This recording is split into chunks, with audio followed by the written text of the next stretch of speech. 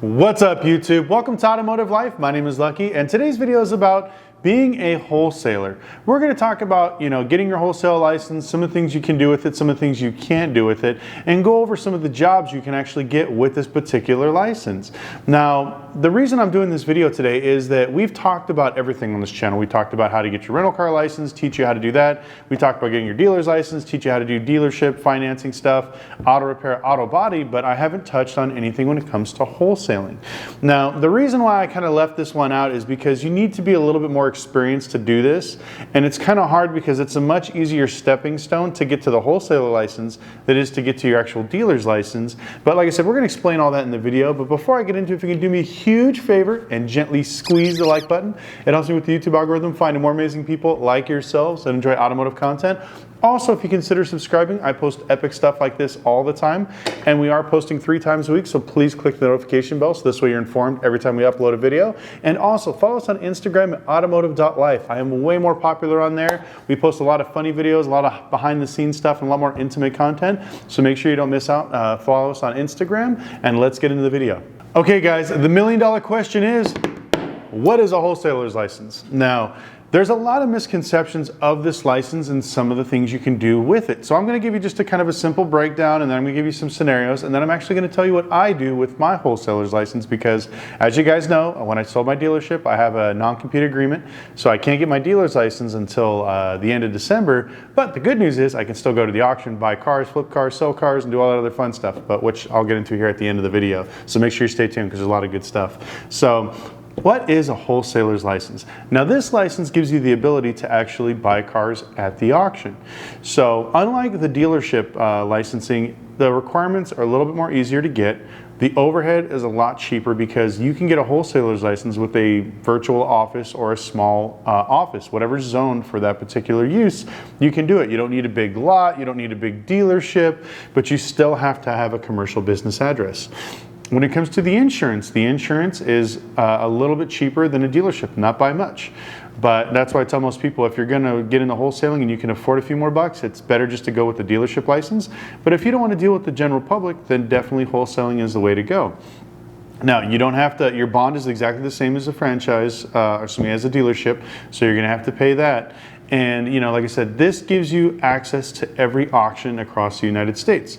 So you can buy clean title cars, salvage cars, rebuild cars. You want to buy cars, ship them out of the country. You can wholesale to whoever you want. But we're going to have a recurring theme in this video, and I'm going to tell you, you cannot sell to the public. I don't care how crafty you think you are, how smart you think you are. You can't gift a car, you can't give away a car, you can't do none of that. If you give it to a charity, you still have to pay sales tax, and every time you sell a car, it's like one demerit against your license, and they will take your license.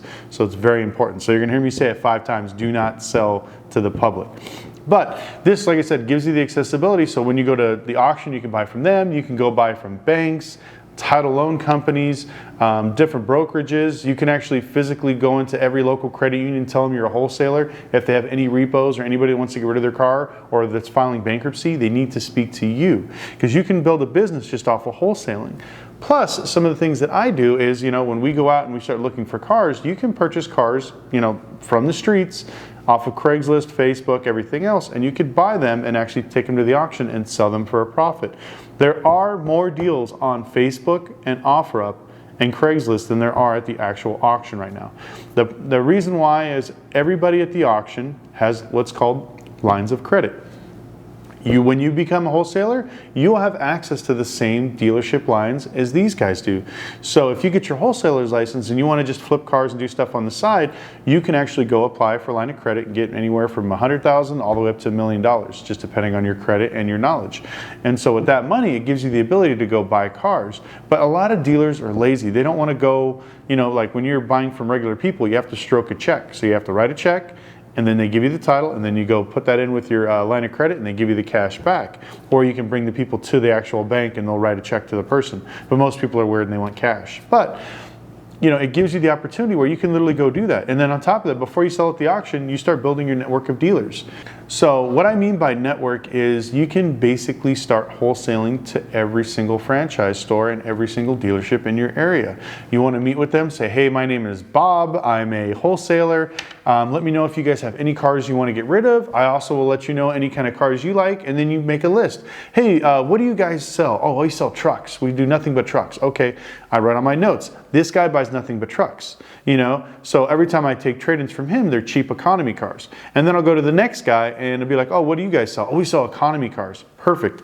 Now the cars that I buy from the truck guy, I'm going to sell to the economy guy. And then if anything the economy guy wants to sell me, I'll take and either take it to the auction or sell it to another dealer.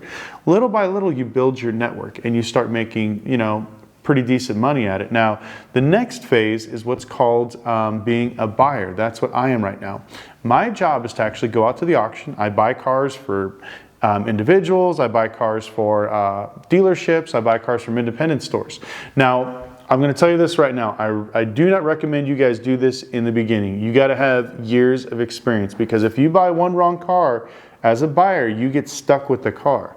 And I'll give you a little quick example. A friend of mine that jumped into the whole exotic car realm, you know, because everybody always says they make money on exotic cars, but it's not true.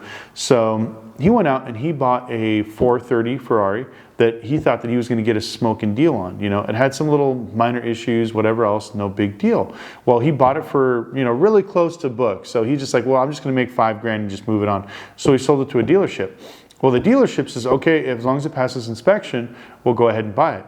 Well, once they got it in there, the convertible top didn't work, the clutch was slipping, the fourth gear didn't work.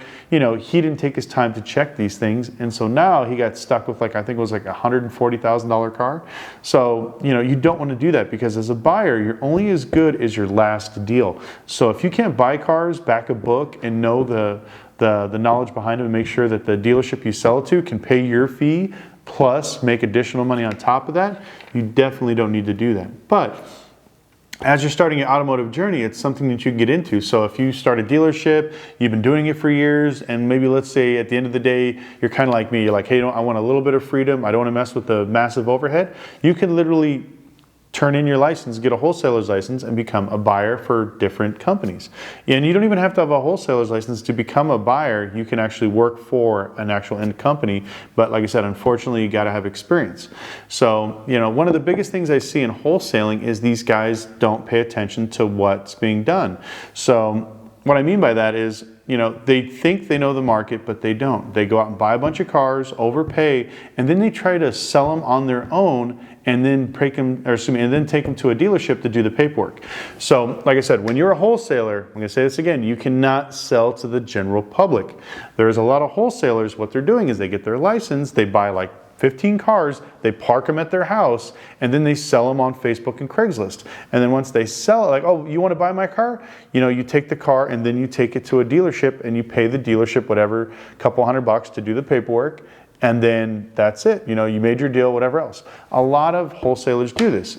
Technically, it's illegal. Those cars need to be on a lot. You can't sell to the general public. Even though if you're like, well, I'm showing it to them, but I'm running it through the dealership, you know, it still counts.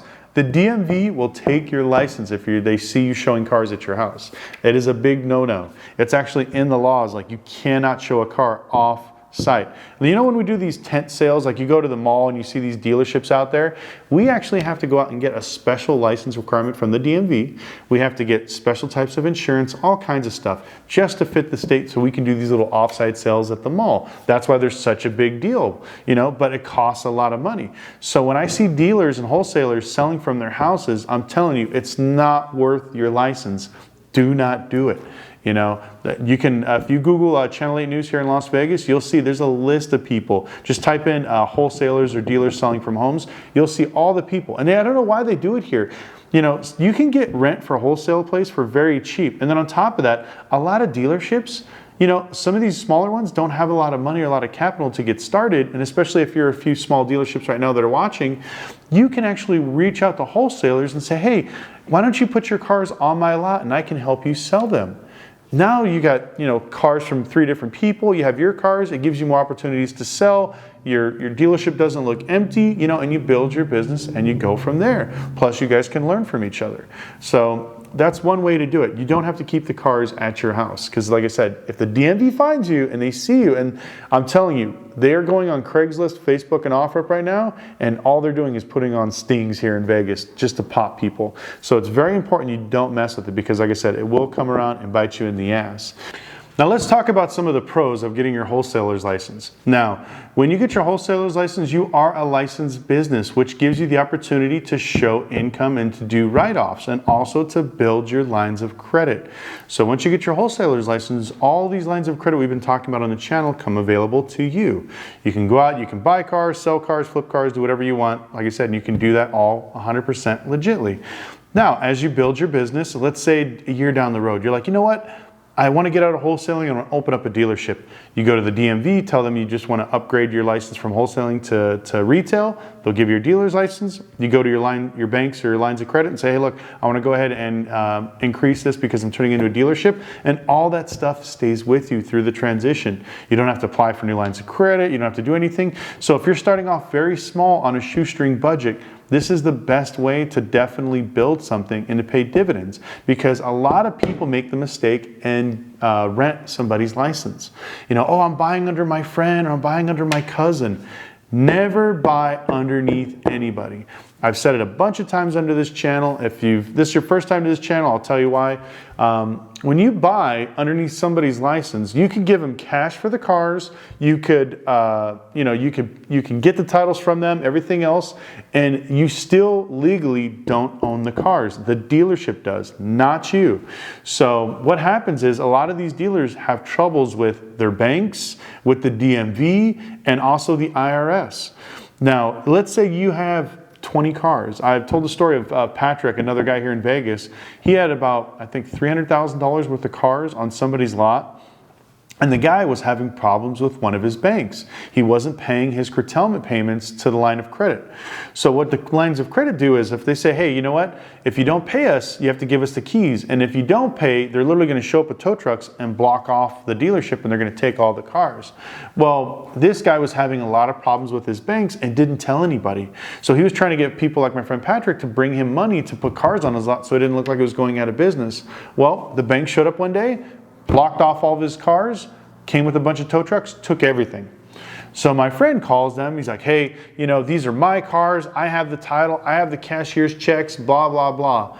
And the first thing they said is, these cars were purchased legally under this dealership, this license. Did they register them to you? No, they did not. So these are all of our cars. And he lost all of his cars. He went to court, hired an attorney, and the bank still won because the cars were in the actual dealership's name, not in his personal name. So that's one of the reasons why you don't want to buy underneath that, because like I said, the IRS, the DMV, or one of the banks can come and snatch up all your cars and you're left with nothing. Plus, the years of experience that you're building, you're making the other dealership look good. You're not helping yourself.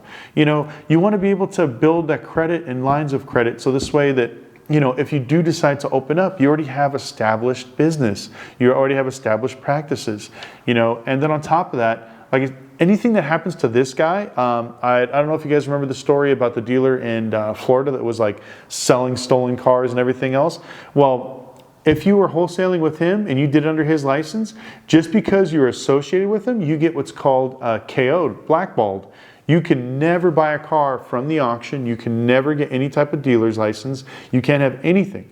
Even though this guy didn't do anything wrong, he was renting a license or a dealer plate and doing his sales license underneath another store, and they took everything just because he was associated with them. So the DMV does not play. It's very important that if you get your wholesaler's license, you follow the rules. You sell, like I said, once again, you cannot sell to the public. You have to sell to dealerships. If you're buying for your cousin, great. Talk to one of your dealership buddies. Say, I'm buying for my cousin. I'm going to make $500. You charge me whatever, $500 in paperwork fee. You buy the car at the auction. Your cousin gets a good deal, and the dealer makes some money, and you're out the door, and you don't have to worry about it. And this is very important. Like I said, you guys need to do this. Do not bring cars to your house. Do not sell on the street, and don't even advertise. I know you want to sell your own cars, but pay the dealership to do it because, like I said, The DMV now is losing money. And then every time that there's an economic downturn, what is the first thing the city and state and government entities do? They start screwing people. So they won't hire new people to make the DMV faster, but they will hire more investigators to find the hell out of dealerships, rental car companies, auto repair shops, and everything else. So make sure you're careful. Get your wholesaler's license. If you want to find out more, you can schedule a consultation call. We'll go through with that. I'm actually going to make a new course on wholesaling and buying because it is something that's very tricky. And there's a lot of benefits to it, so I think I'm going to probably start on that next week. Also, we are getting a new website. We got a new company that's working on it. I'm so excited. There's some really cool things. We're going to be able to do like Zoom calls with up to like 100, 200 people on there. We're going to have an inner classroom where people can talk and message each other. So if you're a dealership in Texas, you can find another dealer in Texas and you guys can share information. So we're building all this stuff right now, so please be patient. If you've either working on the website or you're taking classes right now, it's a little slow. I apologize, but like I said, there are some good things coming. But if you've learned anything, if you could gently squeeze the like button, I'd truly appreciate it. Also, like I said, consider subscribing. We are posting 3 times a week, so make sure you click the notification bell. And once again, follow us on Instagram, automotive.life. We are way more popular there than here on YouTube. And also, we're going to be posting a lot more funnier videos on there as well. Plus, there's no censorship, so we can say whatever we want. Once again, thank you guys so much. We're almost at, I think, 40,000 subs, so we're going to do another giveaway for 40,000. But I'll go over that once we actually hit that number. And you guys have a great day.